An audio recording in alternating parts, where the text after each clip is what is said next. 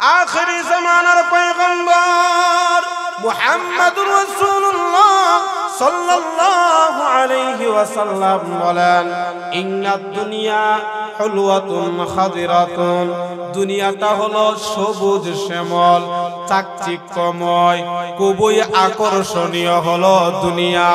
আওয়াজ দিয়ে বলেন, দুনিয়া আকর্ষণীয় কিনা?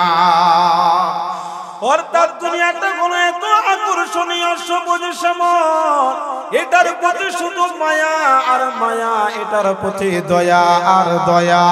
আল্লাহর হাবিব বলেন, ফায়ানজুরা কাইফা তা'মালুন। আল্লাহ তাআলা এই দুনিয়ার বুকে আমাদেরকে পাঠানোর উদ্দেশ্য হইল, আল্লাহ দেখেন কাইফা তা'মালুন, আল্লাহর প্রিয় বান্দা আর বান্দিরা এই দুনিয়ার বুকে কি আমল করে, ভালো আমল করে নাকি আল্লাহর পক্ষে আমল করে নাকি শয়তানের অনুসরণ করে, এটা দেখার জন্য আল্লাহ রাব্বুল আলামিন এই দুনিয়াতে আমাদেরকে পাঠাইছেন। নবী আমার ডাক দিয়া কয়, ও দুনিয়ার মানুষেরা, ফাত্তাকুদ দুনিয়া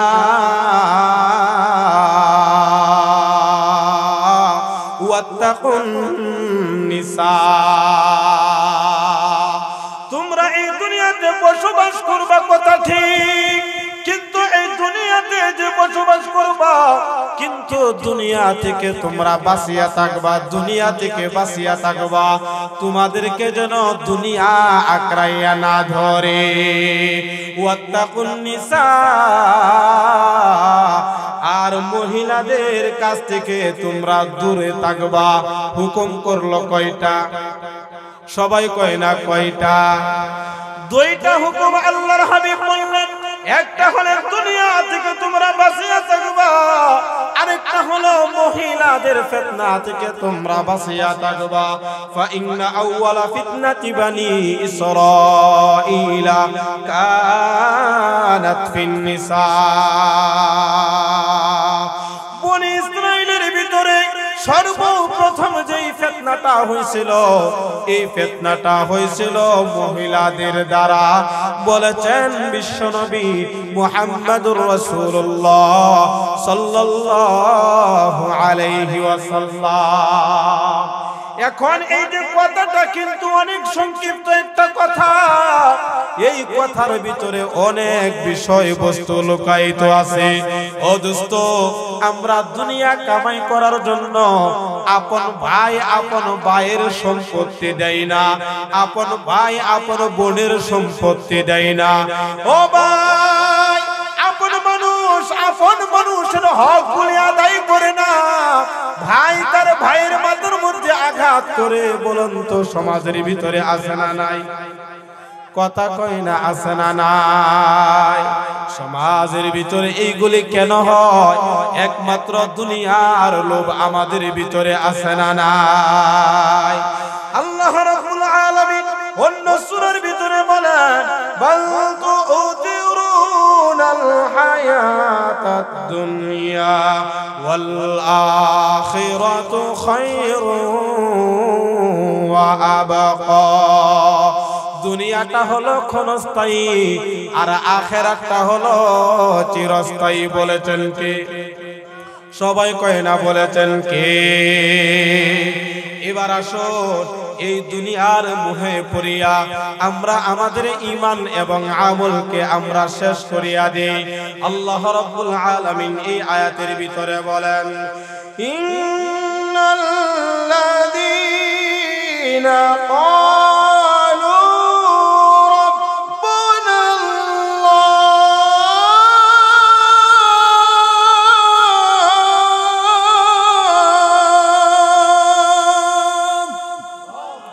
আল্লাহ রাব্বুল আলামিন বলেন, নিশ্চয়ই দুনিয়াতে যারা ইন্নাল্লাযীনা ক্বালু রাব্বুনাল্লাহ,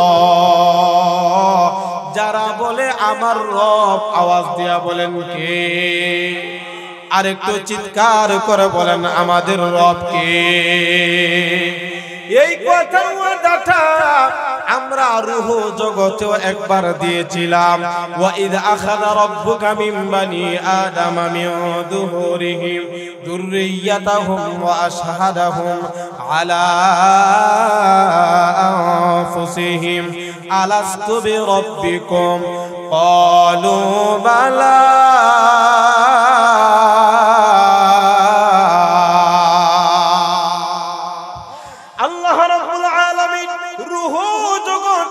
হযরত আদম আলাইহিস সালাতু ওয়াস সালামকে বানানো।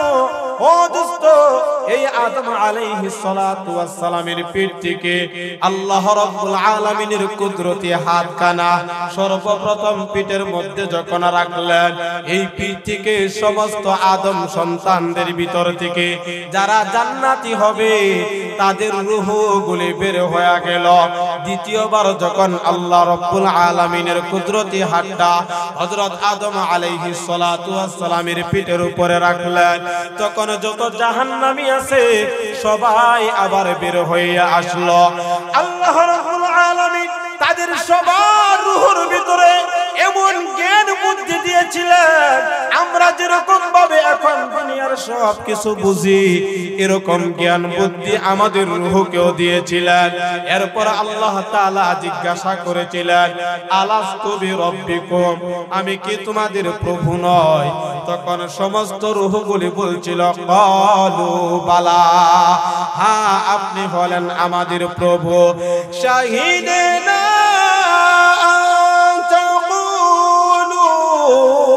ইয়াউমাল কিয়ামাতি ইন্না কুন্না আন হাযা গাফিলিন। আল্লাহ রাব্বুল আলামিন তখন যে ফেরেশতারা ওই জায়গার ভিতরে উপস্থিত ছিল, দুইটা বর্ণনা। একটা হলো রূহগুলি বলছিল আমরাই এই কথার জন্য সাক্ষী আছি। দুই নাম্বার হলো যত ফেরেশতারা ছিল তারা বলছিল আমরাই এই কথার জন্য সাক্ষী আছি। অর্থাৎ যারা এই মানুষগুলি যেন দুনিয়াতে আসার পর আবার যখন মরণ হয়ে যাবে ইয়াউমাল কিয়ামা, কিয়ামতের ময়দানে যেন এই কথাটা বলতে না পারে, আনিল গাফিলিন, আমরা ছিলাম গাফেল। খুব মনোযোগ দিয়ে শুনেন ও পরদের অন্তরালের মা, ও বৃদ্ধ বাবারা, যুবক বাছরের ময়দানে আল্লাহর সামনে যখন আমরা দাঁড়াইব তখন এই কথা যেন আমরা বলতে না পারি, আল্লাহ আমরা তো রূহের জগতে বলেছিলাম, দুনিয়াতে যাওয়ার পর এটা আমরা ভুলে গিয়েছিলাম। এই কারণে সূরা আরাফের ভিতরে আল্লাহ রাব্বুল আলামিন এই আয়াতটা নাযিল করিয়া আমাদেরকে স্মরণ করাইয়া দেয়। আর সূরা হামিম আস-সাজদার ভিতরে এই জায়গার ভিতরে বলেন, ক্বালু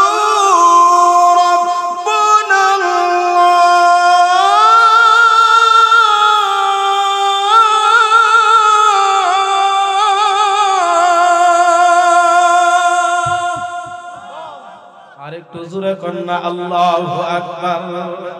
অর্থাৎ আল্লাহ তোমার কালামটা যত বড়, তোমার কালামটা যত বড় তুমিও তত বড়, তুমি যত বড় তোমার কালামটাও তত বড়। কথা বলেন ঠিক কিনা? তাহলে এই ওয়াদাটা আমরা দিয়েছিলাম। আল্লাহ রাব্বুল আলামিন বলেন এই ওয়াদার উপরে চলতে যাইয়া দুনিয়াতে অনেক বিপদ আপদ গুলি আসবে, এর উপর অটল থাকতে হবে। তুম্মাস্তাকামু, তোমরা এই কথার উপরে অটল থাকতে হবে, অটল থাকতে হবে। যদি অটল থাকতে পারি আমাদের রব আওয়াজ দিয়া বলেন কে? আমাদের লালন পালনকারী কে? আমাদের রিজিক দাতা কে? কথা কয় না। আমাদের হায়াত দাতা কে?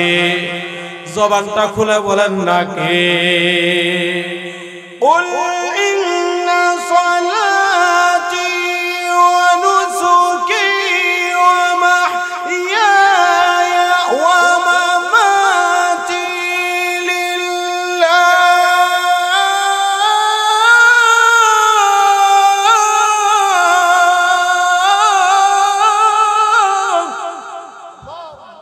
আল্লাহ রাব্বুল আলামিন বলেন, ওগো নবীজি আপনি বলেন, কুল ইন্না সলাতি ওয়া নুসুকি ওয়া মাহইয়ায়া ওয়া মামাতি লিল্লাহি রাব্বিল আলামিন। বিশ্ব জাহানের মালিক, উনার জন্যই নামাজ, উনার জন্যই কুরবানি, উনার হাতে মওত, উনার হাতে হায়াত। কথা বলেন ঠিক কিনা? তাহলে এই কথাটার উপর যারা অটল থাকবে, ও দোস্ত দুনিয়াতে অটল থাকতে যাইয়া আমাদের রব হইল আল্লাহ, এই কথাটা বলবে, এর জন্য অনেক বালা মুসিবত আমাদের উপরে আসবে। বালা মুসিবতের ভিতরে পড়িয়া রবকে ভুলা যাবে। কথা কয় না? রবকে ভুলা যাবে। আমার ভাই হযরত বেলাল হাবশী একজন কালো সাহাবী ছিল, উমাইয়া ইবনে খালফের গোলাম ছিল। ঈমান কারে কয়, রব কারে কয়, একটু মনোযোগ দিয়া শুনেন। উমাইয়ার গোলাম উমাইয়া প্রতিদিন হযরত বেলাল রে পিটায়, প্রতিদিন পিটায়।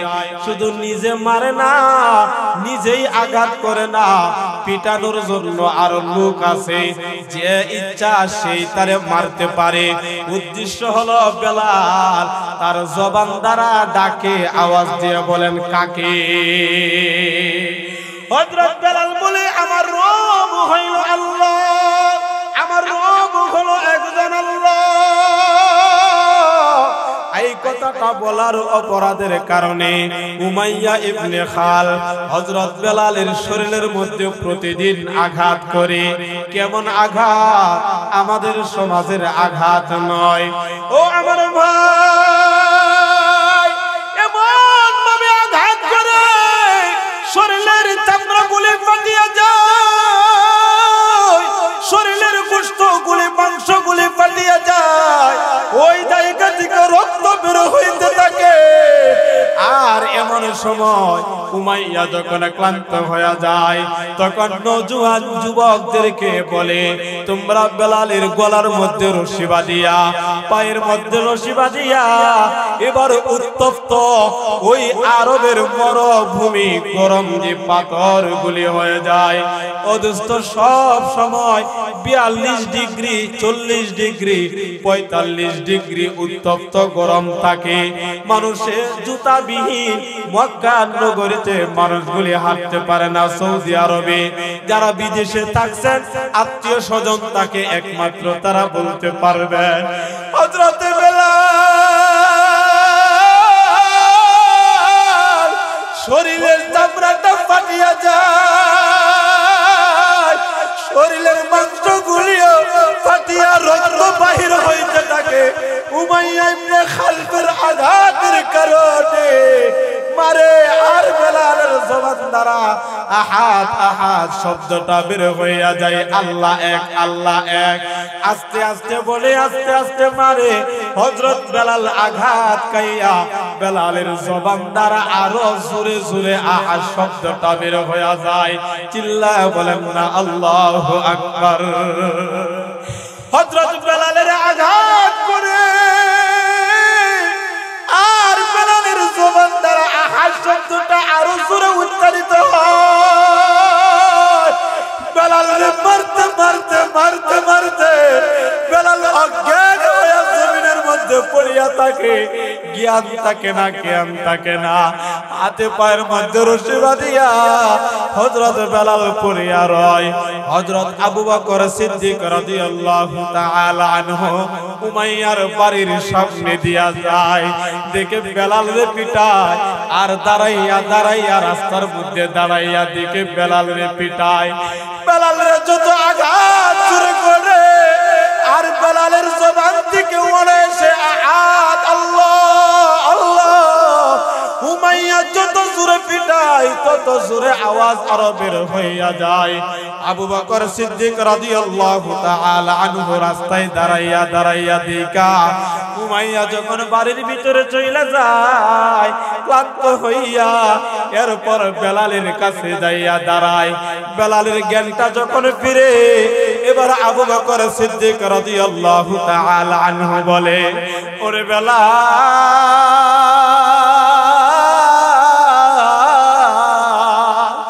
তোমার মালিক যখন তোমারে মারে, তোমার মালিক যখন তোমারে আঘাত করে, তখন তুমি আল্লাহর নামটা তোমার জবান থেকে তুমি একটু বন্ধ করে রাখিও। তুমি আস্তে বললেও তোমার রব এই কথাটা শুনবে, জোরে বললেও তো এই কথাটা শুনবে। সুতরাং তুমি আস্তে আস্তে বলবা, তাহলে তোমার আঘাতটাও কম করবে। হযরত বেলাল হাবশি কই, ওগো আল্লাহর হাবিবের দোস্ত, ঠিক আছে আমি এখন থেকে আস্তে আস্তে বলবো, আস্তে আস্তে বলবো। আবু বকর সিদ্দিক রাদিয়াল্লাহু তাআলা আনহু এই দৃশ্য দেখে কাঁদিতে কাঁদিতে চলিয়া যায়। আবার দ্বিতীয়বার যখন আসে, দেখে এরকম ভাবে হযরত বেলালের পিটায়। আবু বকর সিদ্দিক দাঁড়াইয়া দাঁড়াইয়া দেখে, বেলালের মায়ের দেখিয়া, বেলালের উপরে জুলুম নির্যাতনের অবস্থা দেখিয়া বেলাল যেভাবে হাউমাউ করিয়া কাঁদে, আবু বকর দাঁড়াইয়া দাঁড়াইয়া কাঁদে। অদুস্ত সামর্থ্য নাই, কেমনে বেলালরে বাঁচাইবে? বেলালরে মারিয়া যখন অজ্ঞান হইয়া যায়, উমাইয়া ইবনে খালফ বাড়ির ভিতরে চইলা যায়, তখন আবু বকর যাইয়া কয়, বেলাল তোমারে না বলছিলাম আস্তে আস্তে আহাদ শব্দটা বলবা? তোমারে দেখি তুমিও যত জোরে তোমারে মারে, তুমিও তোমার জবান দ্বারা আহাদ শব্দটা আরো জোরে জোরে তুমি বলো। হযরত বেলাল হাবশি ডাক দিয়ে কয়, ওগো আল্লাহর হাবিবের দোস্ত আবু বকর,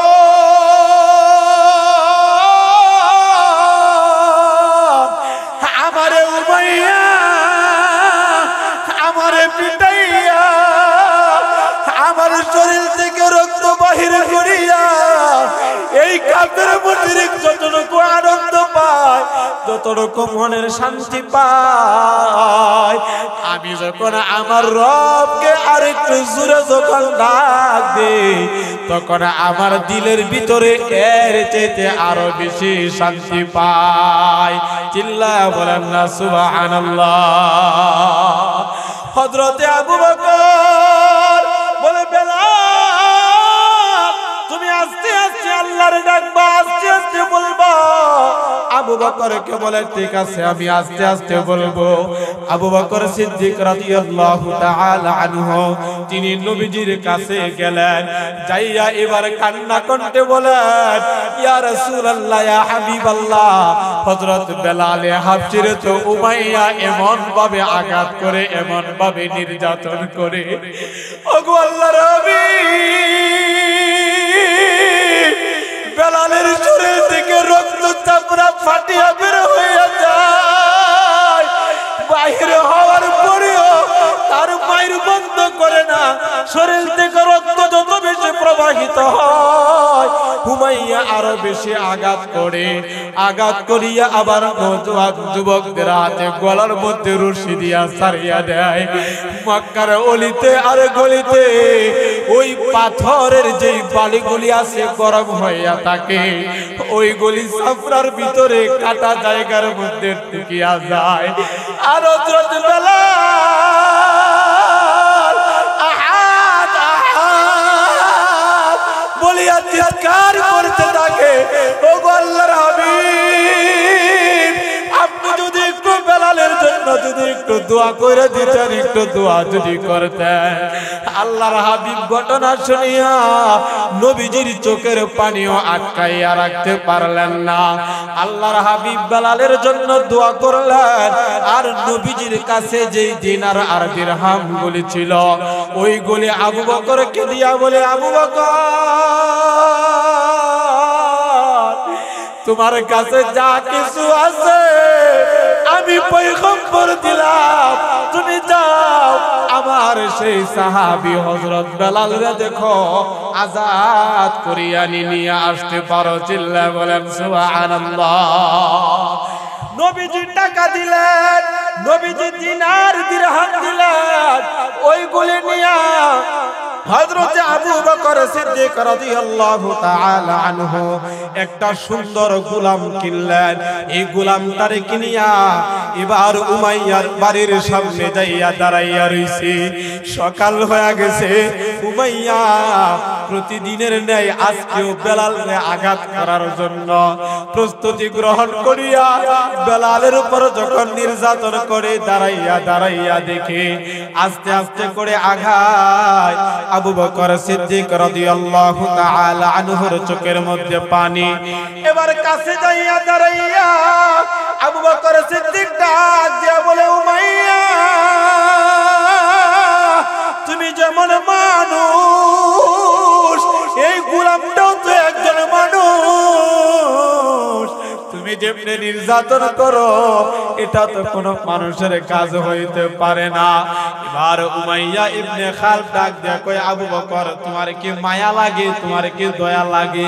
যদি দয়া লাগে তাহলে তুমি তারে আজাদ করিয়া লইয়া যাও। চিল্লা বলেন না সুবহানাল্লাহ। অর্থাৎ নবীজি দোয়া করছে, এই দোয়াটা আল্লাহ তাআলা কবুল করিয়া নিছে। উমাইয়ার দিলের ভিতরে বেলালরে ছাইরা দেওয়ার একটা মন মানসিকতা সৃষ্টি হয়ে গেছে। হযরত আবু বকর সিদ্দিক রাদিয়াল্লাহু তাআলা আনহু শুধু তিনি বলেন, ও উমাইয়া দে দে আমার কালো বেলালরে আমাদেরকে দিয়া দাও। আরে এই যে সুন্দর একটা গোলাম তোমার জন্য নিয়ে আসছি, এই গোলামটারে তোমারে দিলাম, এর বিনিময়ে আরো কিছু দিনার দিরহাম তোমারে দিয়া দিলাম, বেলাল রে তুমি দিয়া দাও। হযরত বেলাল রে ওই জায়গা থেকে আবু বকর সিদ্দিক রাদিয়াল্লাহু তাআলা আনহু ক্রয় করিয়া এবার সুজা রাসূলের দরবারে নিয়ে গেলেন। আল্লাহর হাবিব বসা, বেলাল যাইয়া নবীজির কাছে বসলেন। বেলালের দিকে তাকাইয়া নবীজির চোখ মুবারক থেকে টপ টপ টপ টপ করে পানিগুলি পড়তে লাগলো। আল্লাহর হাবিব বেলালের শরীরের অবস্থা দেখিয়া কান্না আর থামাইতে পারে না। হযরত বেলাল রে জড়াইয়া ধরিয়া আল্লাহর হাবিব কাঁদে।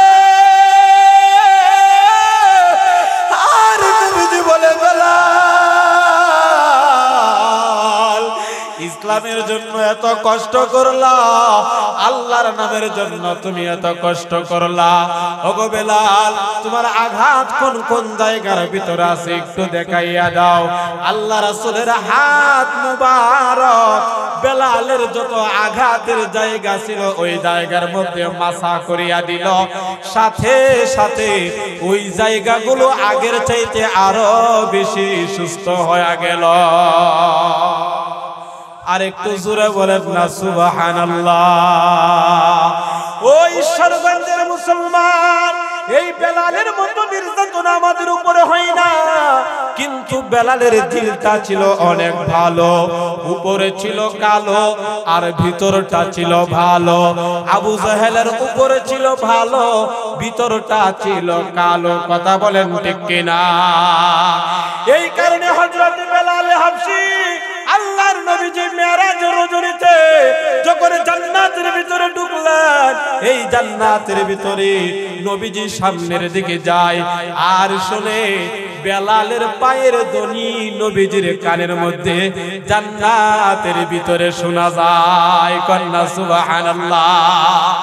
আল্লাহর নবীজি মেরাজের পরের দিন সকালবেলা হযরত বেলালরে ডাক দিয়া কই, বেলাল তুমি এমন কি আমল করো যে আমলটা আল্লাহর দরবারে এতটুকু কবুল হয়ে গেল? আমি জান্নাতের ভিতরে আমি নবীর আগে আগে তোমার পায়ের ধ্বনিটা শুনতে পাইলাম। হযরত বেলাল হাবশী তখন বললেন, ইয়া রাসূলুল্লাহ, ইয়া হাবিবাল্লাহ, আমি ইসলাম ধর্ম গ্রহণ করার পর যেমন বড় কোনো আমল আখলাক আমি করতে পারি নাই, তবে একটা আমল আমি করি, মনে হয় এই আমলের কারণে আল্লাহ আমাকে দুনিয়াতে থাকা অবস্থায় আপনার মাধ্যমে জান্নাতের সুসংবাদ পাঠাইছেন। বলেন সুবহানাল্লাহ। হযরত বেলাল বলেন, আমার যখন আমি নাপাকি হইয়া যাই, যখন যখন আমার উযুটা ছুঁইটা যায়, উযুটা ছুঁইটা গেলে সাথে সাথে আমি উযু করিয়া 2 রাকাত তাহিয়াতুল উযু নামাজ আদায় করিয়া লই।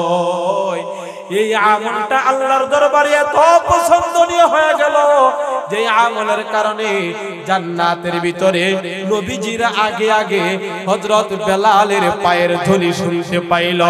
তাহলে বেলালের অন্তরটা ছিল ভালো, আর উপরে দেখতে দেখা যাইতো কালো। কথা বলেন ঠিক কিনা?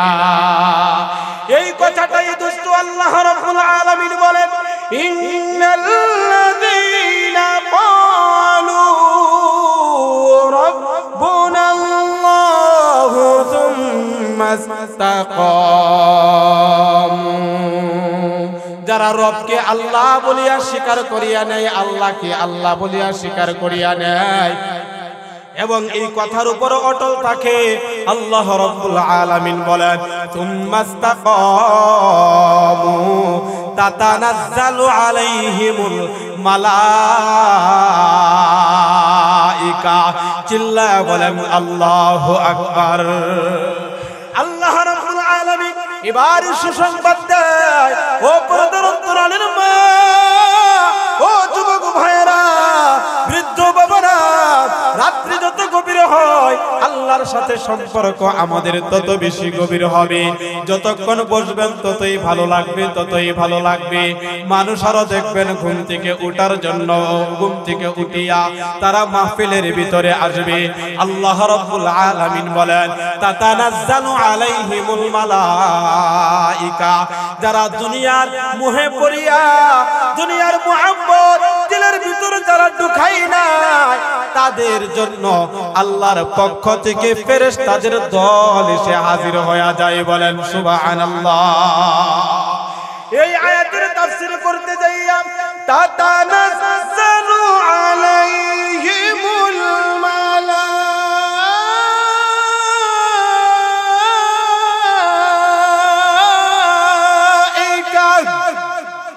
আল্লাহ রাব্বুল আলামিন বলেন আসমান থেকে ফেরেশতার দল এসে নাজিল হয়ে যায়।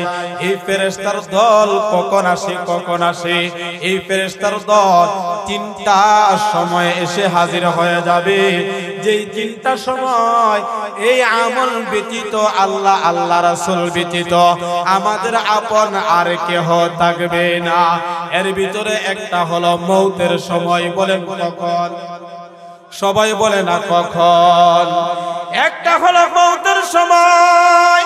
ও দোস্ত, মৌত যখন এসে পড়ে, হায়াত যখন শেষ হয়ে যায়, দুনিয়ার বন্ধু বান্ধবের অভাব পড়ে না। আজকে যদি আমি এখানে গাড়ি অ্যাক্সিডেন্ট হয়, গত বছর আপনাদের এই জায়গার ভিতরে আমার গাড়িটা অ্যাক্সিডেন্ট হয়েছিল। ফুলপুরে মাহফিলে যাই, বাজিতপুর থেকে মাহফিল করিয়া যাওয়ার সময় কুয়াশা, প্রচন্ড কুয়াশা, একটা ট্রাক আইসা আমার গাড়িটারে মাইরা দিছিল। আল্লাহ হেফাজত করছে। বড় একটা দুর্ঘটনা যদি গইটা যাইতো, তাহলে আমার বাবা নাই, আমার মা আসতো, আমার ভাই আসতো, আমার চাচারা আসতো, আমার গ্রামের মানুষগুলি আগে দৌড়াইয়া দৌড়াইয়া আসতো। আপনারা যদি খবর পাইতেন এই ঈশ্বরগঞ্জ থেকে এই মৌলানার বাড়ি এখানে, উনারাও আসতো।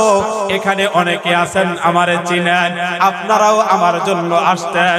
কিন্তু আমার ভাই দুনিয়ার বিপদে পড়লে আপনজন কাছে আসতে পারে, সাহায্য সহযোগিতা করতে পারে। আর আজরাইল, এই আজরাইল যখন আসবে, তখন দোস্ত দুনিয়ার কোন আপনজন আসিয়া কোনো লাভ হয় না। তখন দেখবেন মৃত্যুর সাকরাত যখন শুরু হয়ে যায়, তখন তোর পার্শ্ব দিয়া আপনজন গুলি বসিয়া থাকে। আর যার কাছে আজরাইল আসিয়া হাজির হয়ে যায়, তার 2টা চোখ আস্তে আস্তে করে উল্টাইয়া দেয়। তখন পানির পিপাসা লাগে। ও দোস্ত, কোনো কিছুই বলতে পারে না। কথা বলেন ঠিক কিনা? আল্লাহ রাব্বুল আলামিন বলেন তাতানাজ্জালু আলাইহিমুল মালাইকা।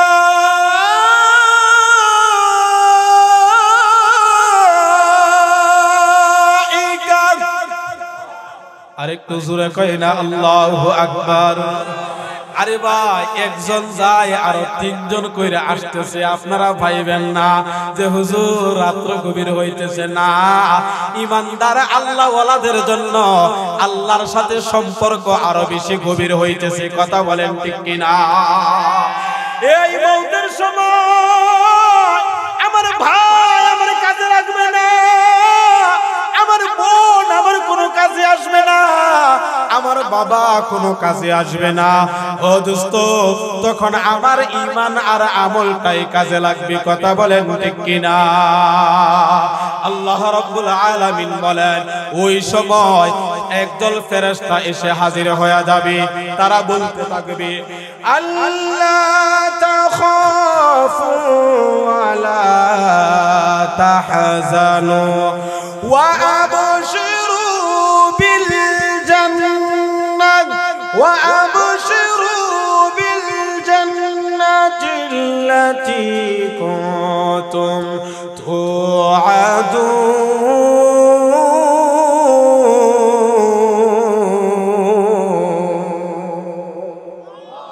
এমন সময় ফেরেশতারা এসে হাজির হয়ে বলবে আল্লাহ তাখাফু, ও আল্লাহর বান্দা তোমার কোনো ভয় নাই, তোমার কোনো ভয় নাই।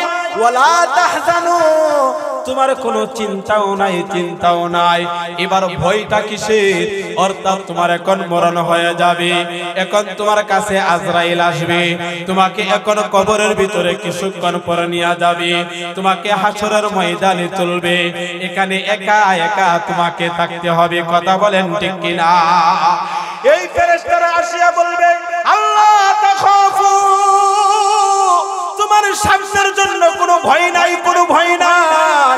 অর্থাৎ তোমার দিলটা যখন ভালো হয়ে যায়, ও পর্দার অন্তরালের মা, আল্লাহ আল্লাহ রাসূলকে যদি বন্ধু হিসাবে বানাইতে পারেন, বন্ধু হিসাবে যদি গ্রহণ করতে পারেন, ও যুবক ভাই, এই মওতের সময় ফেরেশতারা আসিয়া বলবে আল্লাহ তাখাফু, তোমার কোনো চিন্তা নাই, তোমার কোনো চিন্তা নাই। এই মওতের সময় যেই কষ্টটা হওয়ার কথা তোমার সেই কষ্টটাও হবে না। চিল্লায়া বলেন না আল্লাহু আকবার। আল্লাহ তাখাফু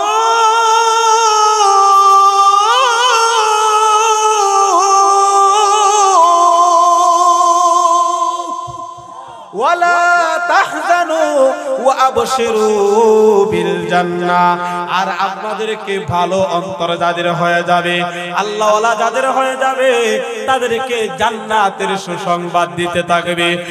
সুসংবাদই দিবে না, জান্নাতটাকে তার চোখের সামনে তুলিয়া ধরবে। কন্যা সুবহানাল্লাহ। জান্নাতটা যখন সামনে তুলে ধরবে, বাগান নহর সুন্দরী হুরেরা গানে গানে নাচতেছে, ওই গলির দিকে তাকাইয়া থাকবে। ওই গলি দেখতে দেখতে ঈমানদারের জানটা কবজ হয়ে যাবে, সে টেরও পাবে না। কন্যা সুবহানাল্লাহ। ও আমার ভাই, আবার এই মনটা দুই প্রকারের হয় মওতের সময়। একটা হলো ভালো মওত হয়, আর একটা হলো খারাপের মওত হয়। ভালোর মওতটা তো ভালো হয়, আর খারাপের মওতটা কেমন হয়? আল্লাহ রাব্বুল আলামিন সূরা আনআমের ভিতরে বর্ণনা করেন। 6 নম্বর 7 নম্বর পারা 18 নম্বর পৃষ্ঠার ভিতরে বর্ণনা করেন। ওগো নবীজি, ওয়ালাউ তারা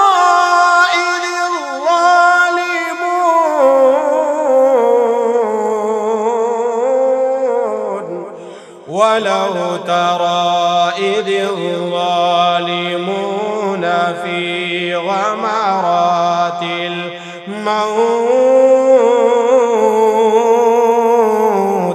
والملائكة باسطوا أيديهم.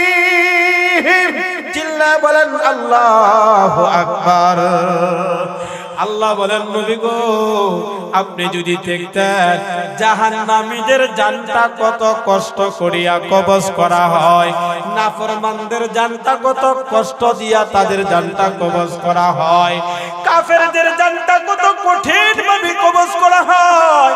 ওয়ালাউ তারা ইযিল যালিমুন, জালিমদের জানটা যখন কবজ করা হয়, ফি গামারাতিল মাউত ওয়াল মালাইকাতু বাসিতু আইদিহিম, ফেরেশতারা আসে। ও দোস্ত এই ফেরেশতাদের দিকে তাকাইলে মানুষের কলিজা তখন ফাটিয়া যাবে। এমন বিশ্রী আকৃতি নিয়ে আসবে ওই ফেরেশতারা গুলি আসিয়া তাদের চেহারাটা দেখার সাথে সাথে দেখবেন কিছু কিছু মানুষ চোখটা উল্টাইয়া দেয়, জিহ্বাটা বাহির করিয়া দেয়, কেউ আবার পসরা পায়খানা করিয়া দেয়। হুশটা তাকার আগে আগে বলে পানি দাও পানি দাও, অর্থাৎ কলিজাটা একদম শুকাইয়া যায়। বলুন তো মওতের আগে এইগুলি হয় কি হয় না? আমার ভাই এই আজরাইল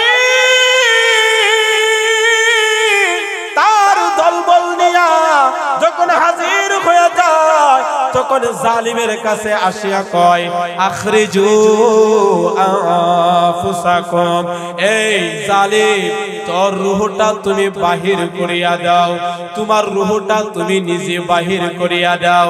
আখরিজু আনফুসাকুম, তখন তো তার নিজের রূহটা বাহির হয় না।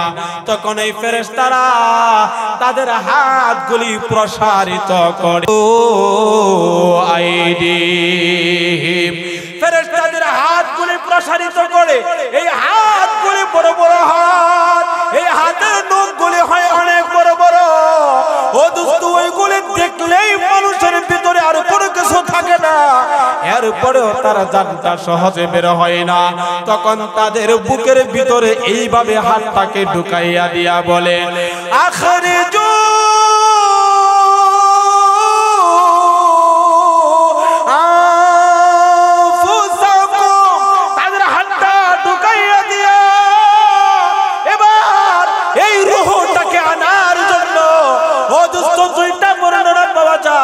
একটা হলো মাথা থেকে তাদেরকে টিপা শুরু করিয়া দেয়, আরেকটা হলো নিচের দিক থেকে পায়ের বৃদ্ধা আঙ্গুল থেকে টিপা অর্থাৎ ছাপ দেওয়া শুরু করিয়া দেয়।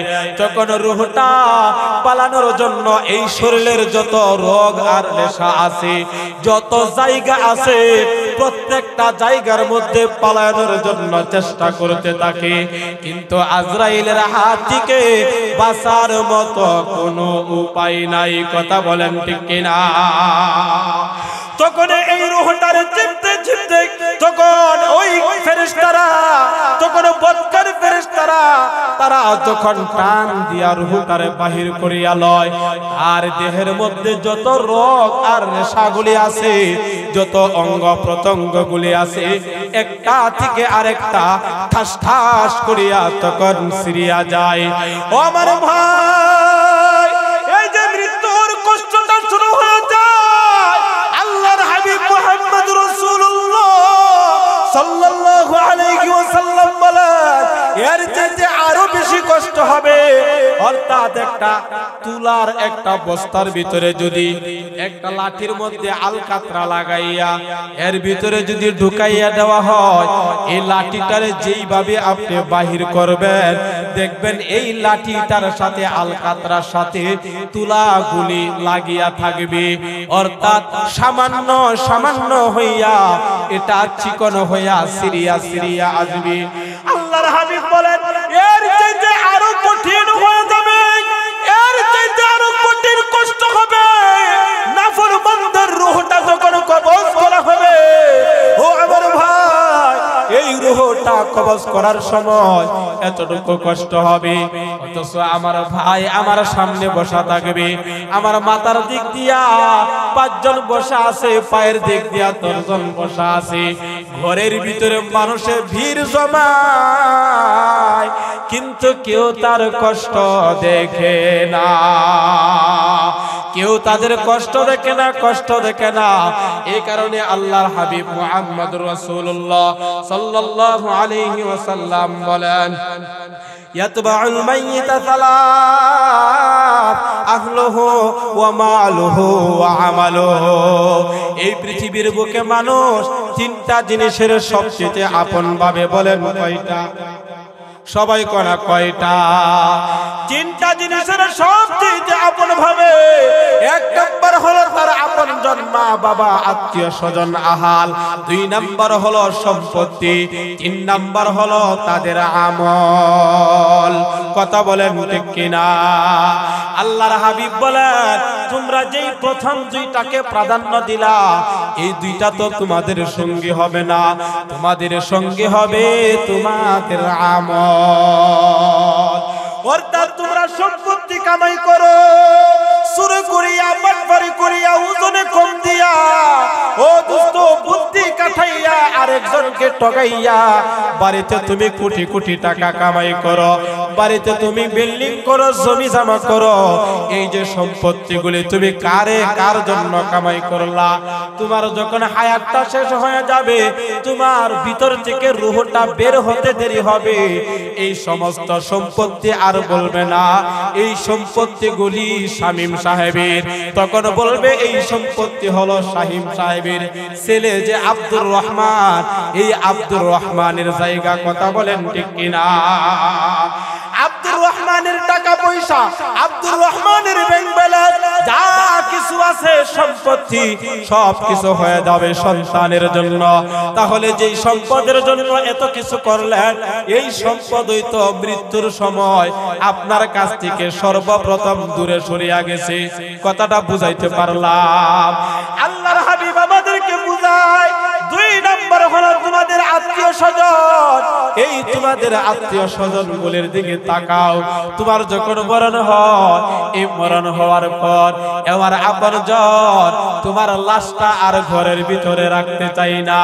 এমন কি যেই বিবির সাথে তুমি 20 বছর, 30 বছর, 50 বছর সময় কাটাইলা, রাত্রিবেলা যদি মরণ হয়, এই বিবি চিৎকার দিয়া মানুষদেরকে ডাক শুরু করিয়া দেয়, কি আছো গো?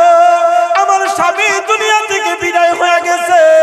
ও দোস্ত, একা একা আপন বিবিটাও স্বামীর পাশে বসে থাকতে পারে না। তখন এই চেহারার দিকে তাকাইলেও ভয় পায়, এই দেহর দিকে তাকাইলে ভয় পায়, মৃত দেহটার দিকে তাকাইলে ভয় পায়।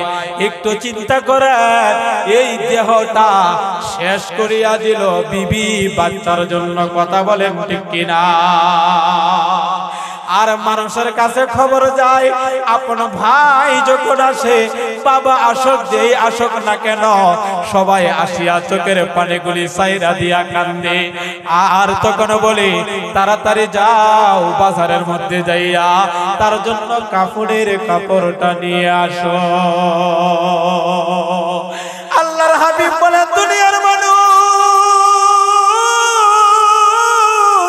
তোমরা তিনটা জিনিসকে বেশি পছন্দ করো। তিনটা জিনিসের ভিতরে দুইটা জিনিস, এক নাম্বার মাল তো তোমার মরণের সাথে সাথে চলিয়া যায়, আর দুই নাম্বার তোমার আপনজন, তোমার সন্তানগুলি তোমার কাপড়ের জন্য লোক পাঠাইয়া দিবে বাজারে, আরেক দল দৌড়াইয়া চলে যাবে জঙ্গলের কিনারায় নিরিবিলি গুরুস্থানে, ওই জায়গার মধ্যে 3.5 হাত মাটি খনন করবে। আরেকজন চইলা যাবে বাঁশ কাটার জন্য, আরেক দল চইলা যাবে বড়ই পাতা দিয়া গরম পানি করিয়া গোসল দেওয়ার জন্য। ও আমার ভাই, আল্লাহর হাবিব বলেন তাত্তাকুদ দুনিয়া, তোমরা দুনিয়ার মোহে পড়িয়া তোমরা তোমাদের পরকালটারে ধ্বংস করিয়া দিও না। তোমার এই আপনজন তোমার সাথে যাবে না, তোমার আপনজন তোমারে গোসল করাইয়া যাই নামাজের কাজটা সারাইয়া জানাজার নামাজ পড়িয়া তোমাদেরকে কাঁধের মধ্যে নিয়ে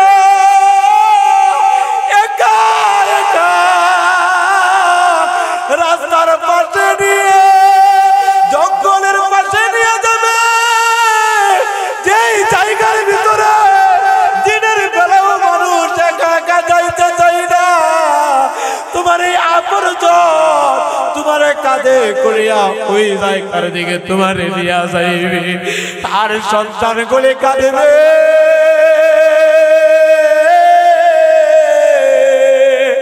ও ভাই একদিন দুই দিন তিন দিন আপনার জনগুলি কাঁদবে আস্তে আস্তে দেখবেন আপনার সন্তান আপনারে ভুল লাগেছে আপনার বিবি আপনারে ভুল লাগেছে আপনার ভাই আপনারে ভুল লাগেছে একমাত্র মা দুঃখিনী যতদিন পয়সা থাকে ততদিনে আপনার কথাটা সন্তান ছেলে দেখলে তখন আপনার কথাটা বলে আঁকা দেবে বাবা শুনিয়া আঁকা দেবে কিন্তু আপনারা আপনজন কিন্তু আপনারা দুনিয়াতে আপন আর রইল না এই আপনজন আপনার কবরের মধ্যে নিয়া মাটি দিবে লাশটা কবরের ভিতরে রাখিয়া ডাক দেয় তার আপন কি আছে আপন সন্তান যদি তাকে বড় সন্তান তারে ডাকে বাবা থাকলে বাবারে ডাকে আর বাবা যদি মারা যায় সন্তানদেরকে ডাকিয়া কয় আপন কি আছো তোমার হাতে আগে তুমি এক মুষ্টি মাটি দাও এটা কেন করে এটা শিক্ষা হলো দেখো আজকে তোমার বাবা চইলা গেছে তোমারও আগামী কাল চইলা যাইতে হবে অর্থাৎ এই দুনিয়া কেউ আপন নয়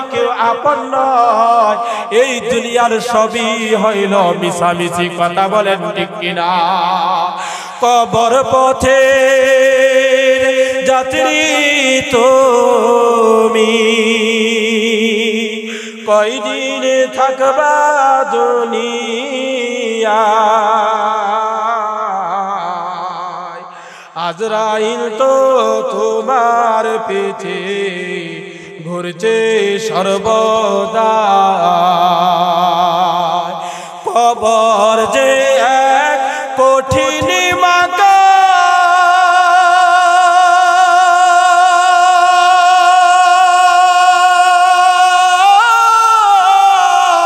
খাইবে ধরা পাপিতা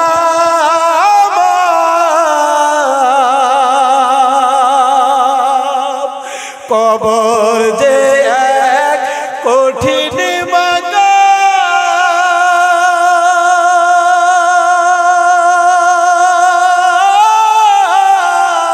খাইবে ধরা পাপিতা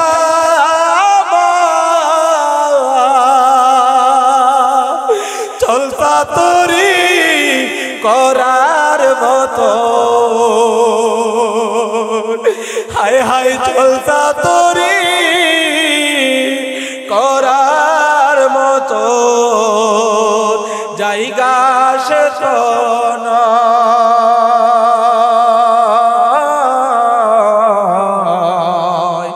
আজরাইল তো তোমার পিছে ঘুরছে সর্বদা পাপী হয়ে যদি যাবে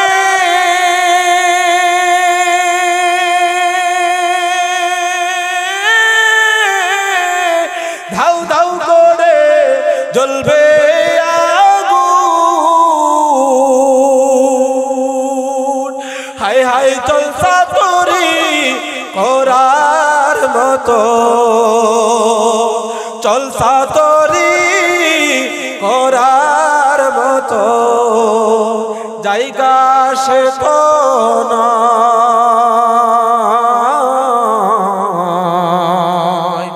আজরাইল তো তোমার পিছে ঘুরছে সর্বদা চিল্লায় বলেন কথা ঠিক কিনা ও আমার ভাই এই কারণে আল্লাহ রাব্বুল আলামিন এই আয়াতের ভিতরে আমাদেরকে কয় আমাদের সাথী যেন আমরা ফেরেশতাকে যেন বানাইতে পারি আল্লাহর যেন আমরা বন্ধু হিসেবে গ্রহণ করতে পারি আমরা রাজি আছি না নাই নারে তাকবীর নারায়ে তাকবীর আয় আল্লাহ দুনিয়াতে আমাদেরকে দুনিয়ার মুহাব্বত আপনজনের মুহাব্বত কমাইয়া আল্লাহ আর আল্লাহ রাসূলের ভালোবাসা আমাদের দিলের ভিতরে সবচেয়ে বেশি বাড়াইয়া দিন। হাতটা সোজা করেন, সবাই বলেন আমিন। ও ভাই, এখন তাহাজ্জুদের সময় হয়ে গেছে, এখন হবে দোয়া কবুলের সময়। আল্লাহর কাছে চাইবে, আল্লাহ আমাদের দোয়াগুলি কবুল করিয়া নিবে। এই জন্য আল্লাহর হাবিব বলেন আহলুহু ওয়া মালুহু, দুইটা জিনিস ফিরিয়ে আসবে। আপনজন কবরের ভিতরে রাখিয়া তারাও আস্তে আস্তে আয়েশা, আবার আপনার বানানো দালানের ভিতরে তারা আরাম আয়েশে আয়েশা ঘুমাইবে। আর সাথে যেটা যাবে ওয়া আমালুহু, সাথে যাবে হলো নেক আমল আর বদ আমল। ভালো আমল যদি দুনিয়াতে করা যায়, দুনিয়াতে থাকিয়া যদি নামাজ পড়িয়া আল্লাহকে খুশি করা যায়, রোজা রাখিয়া যদি আল্লাহরে খুশি করা যায়, নেক কাজ করিয়া যদি আল্লাহরে খুশি করা যায়, তাহলে এই নেক আমলটাই হবে আমার আপনার কবরের বন্ধু। এই জন্য আমার ভাই, আল্লাহ রাব্বুল আলামিন বলেন এই কবরের ভিতরে দুইটা জিনিস হবে, একটা হবে নেককার আর একটা হবে বদকার। আমরা নেককার হইয়া এই কবরের ভিতরে যাইতে চাই।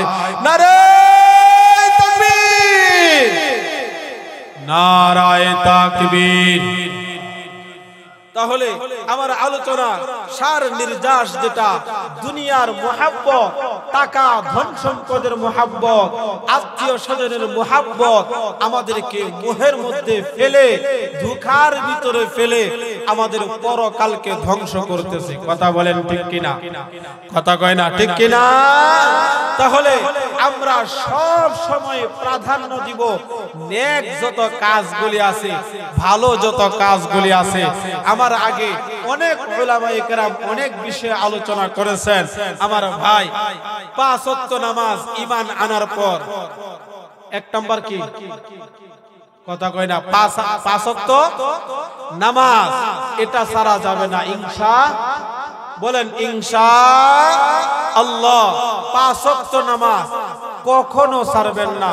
একজন আলোচক আলোচনা করেছেন আমার আগে, পিতা মাতাকে খুশি করার জন্য চেষ্টা করবেন দুনিয়াতে থাকা অবস্থায়, আর মরার আগে মরার জন্য মুরাকাবা করবেন ইনশাআল্লাহ। রাজি আছেন নি? রাজি আছেন ইনশাআল্লাহ? আল্লাহ রাসূল বলেছেন মুতু ক্বাবলা আন তামুতু। বাঁচার আমলই হলো একটা, তোমরা মরার আগে মরার জন্য মুরাকাবা করো, মইরা দেখো, অর্থাৎ একটু ধ্যান করে দেখো। আরেক হাদিস শরীফের ভিতরে বলেন আকতিরু যিকরা হাদিবিল লাযাতিল মাউত, বেশি বেশি করে তোমরা মউতের স্মরণ করো, মৃত্যুর স্মরণ করো, তাহলে তোমাদের এই মৃত্যুর স্মরণটাই দুনিয়ার ফাহিশাতের কাজ থেকে তোমাদেরকে বিরত রাখবে। রাজি আছেন ইনশাআল্লাহ? রাজি আছেন তো ইনশাআল্লাহ? আর যে কোনো কাজ করবেন, প্রথমে বলছিলাম ইন্নামাল আ'মালু বিল খাওয়াতিম, এই কাজটা আমার জীবনের সর্বশেষ কাজ। এই কাজটা কি শেষ? আমার জীবনের সর্বশেষ কাজ। এটা মনে করে করে আমরা যে কোনো কাজের মধ্যে যাব, তখন দেখবেন আমার দ্বারা আর কোনো গুনাহের কাজ হবে কি? রাজি আছেন ইনশাআল্লাহ? রাজি আছেন ইনশাআল্লাহ?